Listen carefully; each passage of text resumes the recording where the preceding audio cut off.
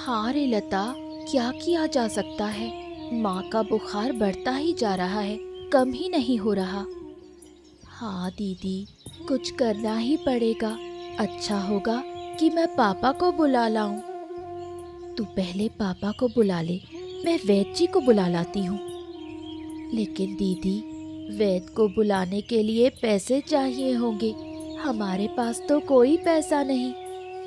इसकी चिंता मत कर बहन, कोई ना कोई व्यवस्था हो जाएगी। तो अच्छा होगा कि मैं पहले पापा को बुला लाऊं, फिर तुम वैद्य को बुला लेना। क्या हुआ माँ, तुम्हें क्या हो गया? बेटी, अपने पापा को बुला ले। एक बार तेरे पापा से मिल लूं। अब शायद मेरा अंतिम समय है। माँ, आप ये सब मत कहो, हम आपको कुछ नहीं होने देंगे। हाँ माँ, हम आपको कुछ नहीं होने देंगे। आप और पापा ही हमारे पास हैं। माँ, आप चिंता मत करो, मैं अभी जाकर पापा को बुलाती हूँ। हाँ बहन, तू पापा को बुला ले, मैं वैद्य जी को बुलाती हूँ।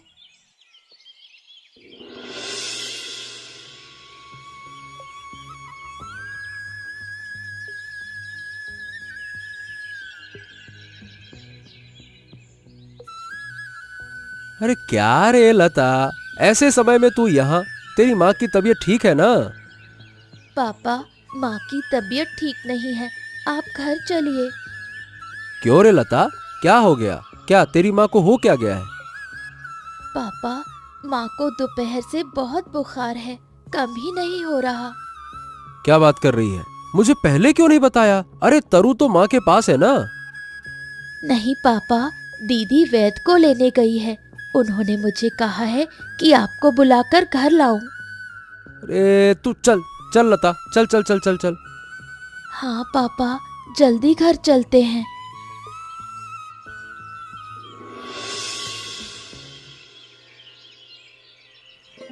हाँ, कौन है? मैं तरु, आपके गांव से, मेरा घर है। अच्छा, यहाँ क्यों आई हो? कोई जरूरत है? मेरी माँ बहुत बीमार है, इसलिए आपको बुलाने आई हूँ। कृपया मेरे साथ चलिए। अच्छा अच्छा अच्छा अच्छा, तुम्हारी माँ को क्या हुआ?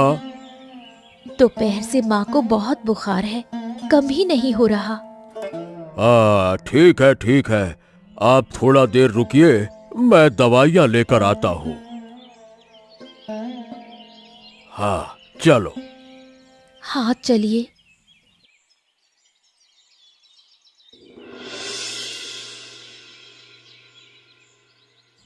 लता, वैद्य जी को बैठने दो। चलो चलो, आइए आइए आइए।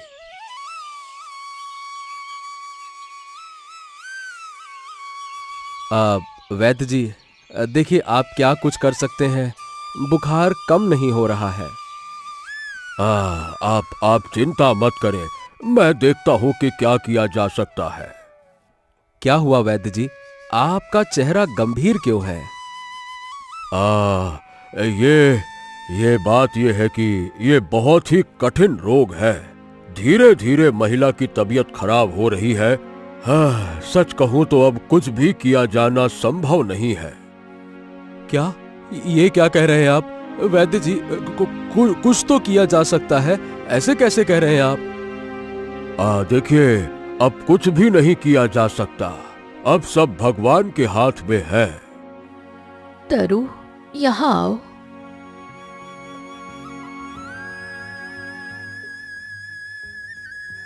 अब से तुम अपनी बहन लता और अपने पापा का ख्याल रखना।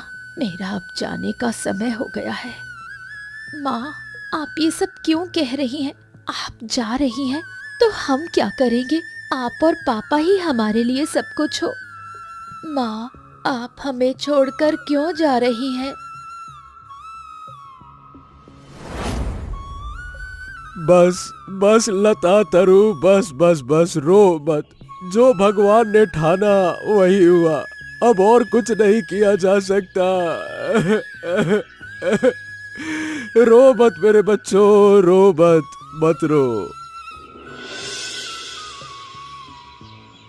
तरु, मेरे लिए एक गिलास पानी तो ला दे बेटा।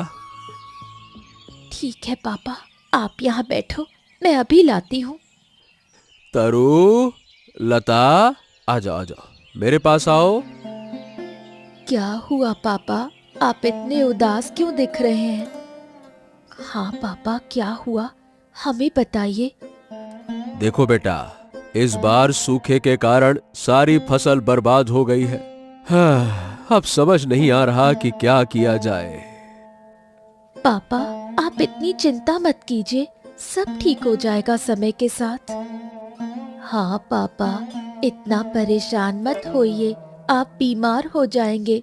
आप यहाँ बैठे, मैं आपके और दीदी के लिए खाना लाती हूँ।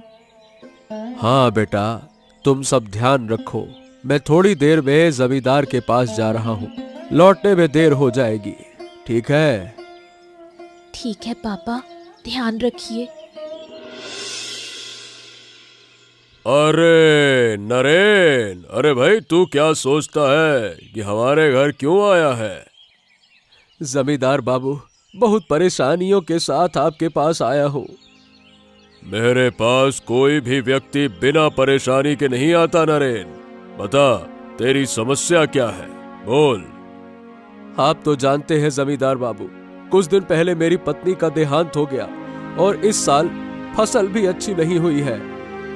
तो फिर तू दूसरा विवाह क्यों नहीं करता? अगर तू चला गया तो तेरी 2 बेटियों की देखभाल कौन करेगा? दूसरा विवाह कर ले, वो सही रहेगा। हाँ जमींदार बाबू, उसके बारे में बाद में सोचूंगा, लेकिन अगर आप थोड़ी सी मदद कर दें तो। अच्छा ठीक है ठीक है ठीक है, बता क्या चाहिए? जमींदार बाबू, अगर आप मुझे पैसे उधार दे दें तो मैं फसल की देखभाल कर सकूंगा। फसल अच्छी हुई तो मैं आपका कर्ज चुकता कर दूंगा। ये बात तो ठीक है, तो रुक जा, मैं अभी आता हूं।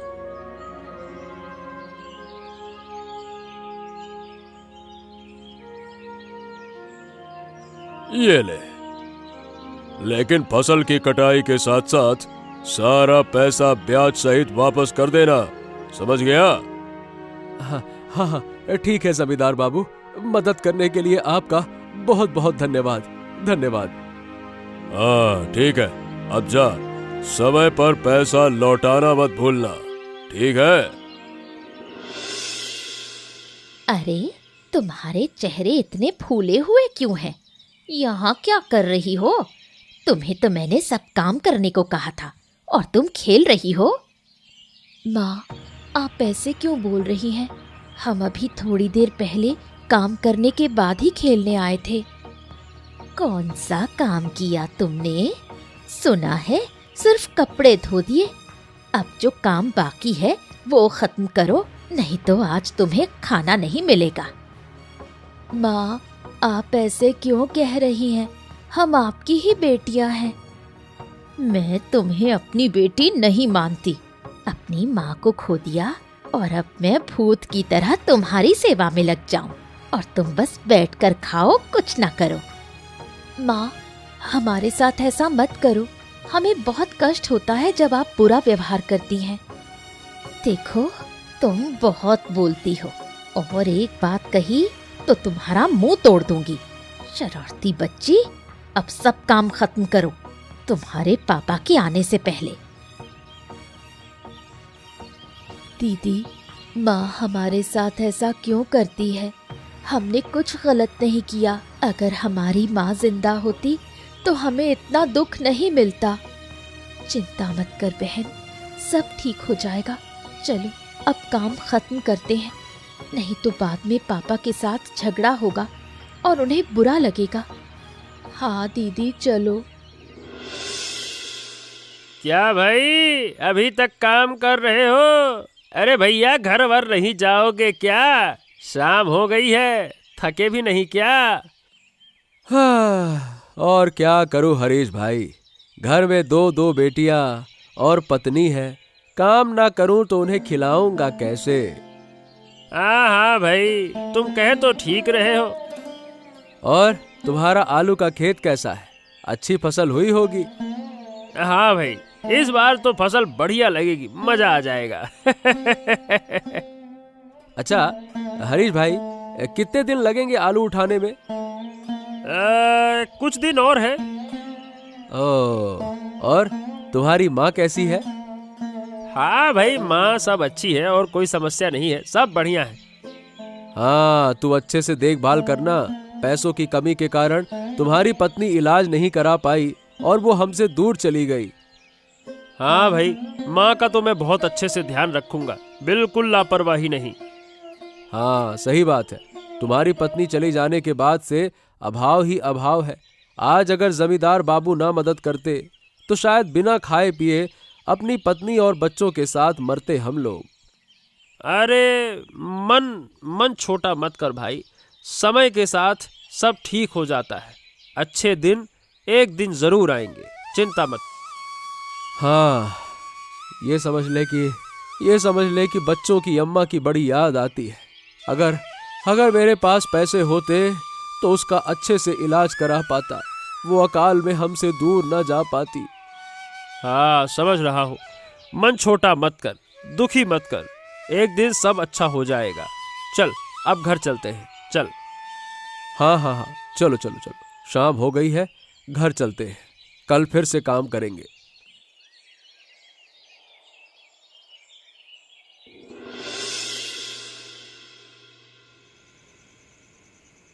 हाँ, क्या भाग्यवान। मेरी दोनों बेटियां कहाँ हैं, लता और तरु? वो पास के कमरे में है। अरे तो भाई उन्हें बुलाओ, आज सब एक साथ खाना खाएंगे, बुलाओ। उन्होंने खा लिया है, तुम यहाँ बैठो, मैं तुम्हारे लिए लाती हूँ। इतनी जल्दी उन्होंने खाना खा लिया? अरे सोचा था कि आज उनके साथ बैठकर खाऊंगा, बहुत दिन हो गए साथ में खाया नहीं। वो तुम्हारे बारे में क्या सोचेगी, अपना खाना खाया और खत्म। पापा के बारे में कोई चिंता नहीं। ओहो, ऐसा मत बोलो, वो अभी बहुत छोटी है, तुम्हें उन्हें अपनी बेटी की तरह ही देखना चाहिए। तुम यहाँ बैठो, मैं तुम्हारे लिए खाना लाती हूँ। यही होना था, ये दोनों शरारती लड़कियां बस खाने के लिए ही पैदा हुई हैं। माँ को खा गई और इनकी माँ इन दोनों को पीछे छोड़ गई। मुझे ये बिल्कुल अच्छा नहीं लगा।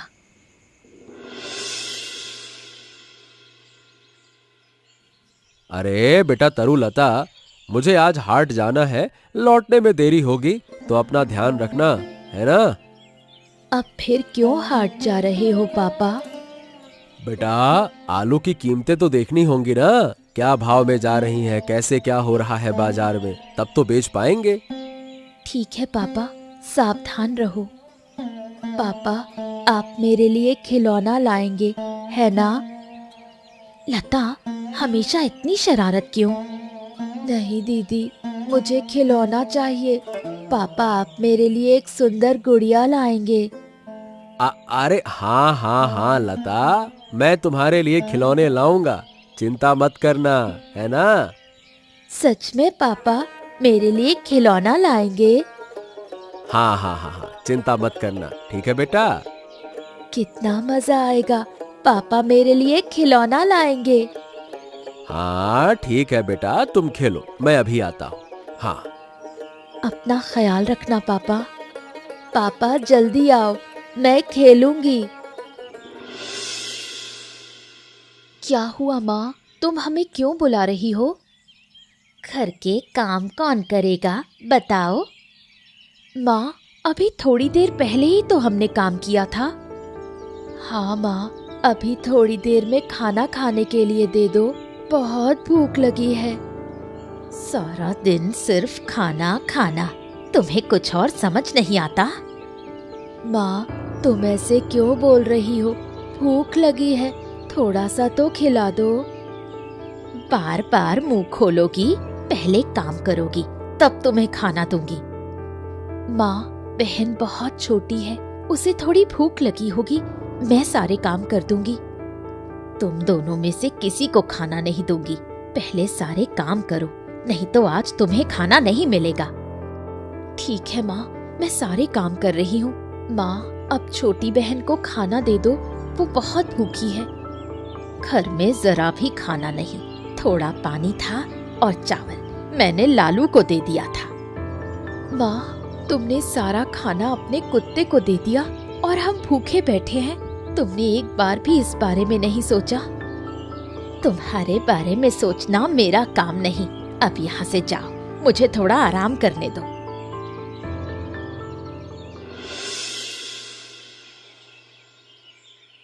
दीदी, मुझे बहुत भूख लगी है, अब और रुका नहीं जाता। जल्दी करो, खाना कब मिलेगा?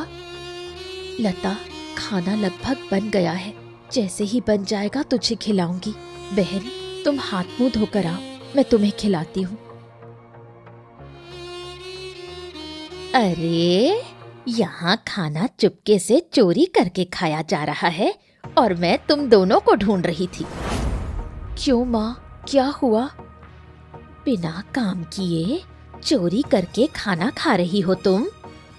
माँ, तुमने हमारे लिए खाना नहीं बचाया और अब तुम हमारे लिए खाना भी नहीं बनाओगी। हम क्या करें बताओ? तो फिर तुम लोग यहाँ छुपकर खाना खाओगी? माँ, हम यहाँ चोरी नहीं कर रहे, अपने ही घर का खाना खा रहे हैं। उसे क्या चोरी कहोगे? बहुत बोलती हो तुम। देख रही हूँ तुम चोरी करके खाना खा रही हो और इतनी जबान चला रही हो। माँ, अगर तुम हमें चोर कहोगी तो मैं सब कुछ पापा को बता दूंगी, जो मैंने कभी नहीं कहा। एक तो चोरी करती हो, ऊपर से सीना जोरी करती हो। एक दिन तो तुम्हें अपना हिसाब देना होगा।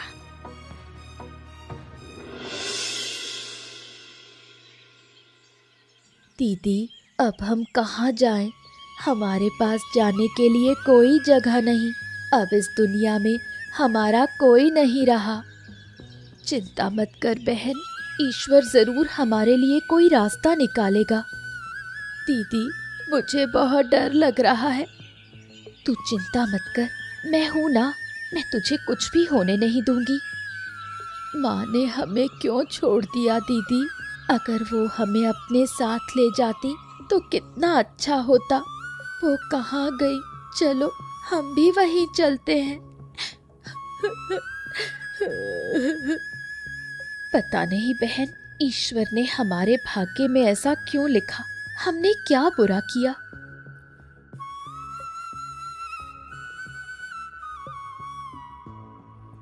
तुम लोग कौन हो?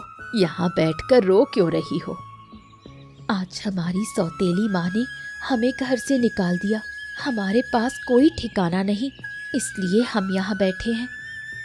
चिंता मत करो बेटी, मेरे साथ चलो।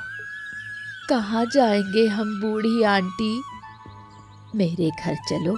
तुम्हारी तरह मेरा भी कोई नहीं है इस संसार में, तुम मेरे साथ रह सकती हो। पर बूढ़ी माँ, अगर हम तुम्हारे साथ गए तो तुम्हें तकलीफ तो नहीं होगी? नहीं बिटिया, मेरा कोई नहीं है, मैं अकेली रहती हूँ। चलो, शाम होने को है।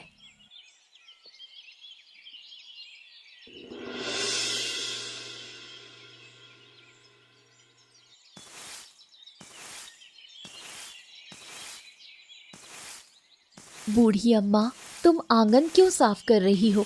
मुझे दो, मैं झाड़ू दे देती हूँ। आओ बेटी। क्या हुआ बूढ़ी माँ, कुछ बोलोगी?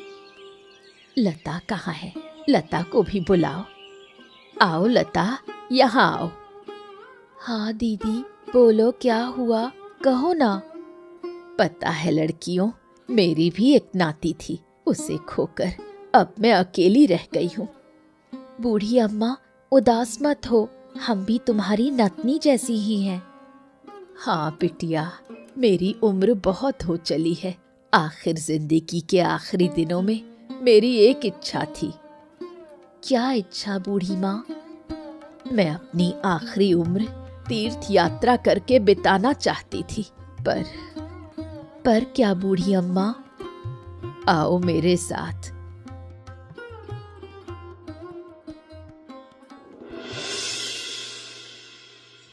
ये तो एक तालाब है बूढ़ी अम्मा। हाँ बेटी, ये तालाब साधारण नहीं है। एक समय मेरी नतनी इसी तालाब में डूबकर मर गई थी, तब से मैंने उसे बहुत संजो कर रखा है। एक रात मेरे सपनों में नतनी की आत्मा ने कहा कि ये तालाब मेरे लिए कुछ देता है, तब से मैं इस तालाब की बहुत परवाह करती हूँ। देखो कितना साफ है ये तालाब। अब जो कुछ भी मेरी जरूरत होती है मेरे लिए ये तालाब दे देता है। तुम क्या कह रही हो बूढ़ी अम्मा? मैं तुम्हारी बात समझ नहीं पा रही। पहले ध्यान से सुन, तब सब समझोगी। जब से मुझे पता चला कि मेरी नतनी की आत्मा इस तालाब में अटकी है, तब से मैं इस तालाब की देखभाल करती आई हूँ। देखो ना, ये तालाब कितना साफ है। अब मेरी हर जरूरत इस तालाब से पूरी होती है। तुम पागल तो नहीं हो बूढ़ी अम्मा? तालाब कैसे तुम्हारी जरूरतें पूरी करेगा? ठीक है, अब देखो, मेरी इच्छा के लिए तालाब एक बड़ी मछली दे दो। वाह, सच में ये माया का तालाब है। हाँ बेटा, ये सच है। इतने दिनों तक मैं अपनी आखिरी इच्छा पूरी नहीं कर पाई, क्योंकि मैं तालाब छोड़कर तीर्थ पर नहीं जा पा रही थी। आज से ये तालाब तुम्हारा है, पर ध्यान रखना, जरूरत से ज्यादा यदि तुम तालाब से मांगोगे तो वो तुम्हें वहीं बंदी बना देगा। बूढ़ी अम्मा, तुम ये तालाब हमें दे रही हो तो तुम कहाँ जाओगी?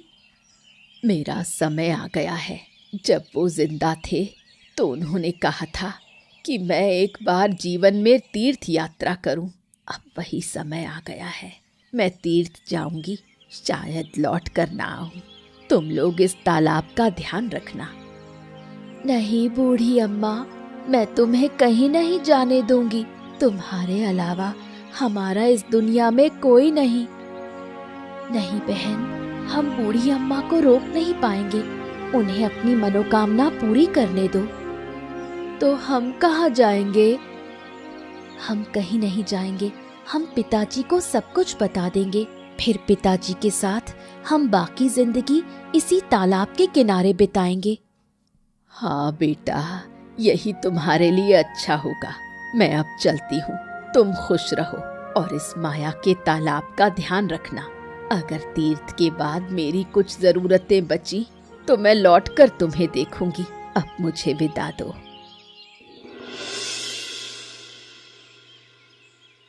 क्या बात है, अपना जला हुआ चेहरा लेकर फिर लौट आई?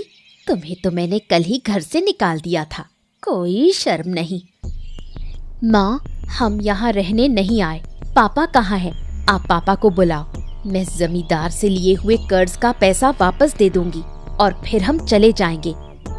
तुम्हारे हाथ में ये पैसे? इतनी रकम कहाँ से लाई तुम? कहीं तुमने चोरी की क्या? मुझे चोर बिल्कुल भी मत कहना। तो फिर बताओ, ये पैसा तुमने कहाँ से पाया? ये माया के तालाब ने हमें दिया है। तुम मजाक कर रही हो? तालाब पैसे देता है क्या? हाँ माँ, उस तालाब से जितनी जरूरत होगी उतना ही देगा, पर अगर ज्यादा मांगोगे तो तालाब तुम्हें बंदी बना लेगा। ये बच्चे इतने छोटे हैं, ऐसे झूठ नहीं बोल सकते। सच मानना चाहिए। अगर सच होगा तो मैं बहुत बड़ी मालकिन बन जाऊंगी। अगर झूठ है तो मैं इन्हें तालाब में छोड़कर इनके पैसे ले लूंगी। अच्छा, चलो मेरे साथ, मैं अपनी आंखों से देखूंगी, तब मानूंगी।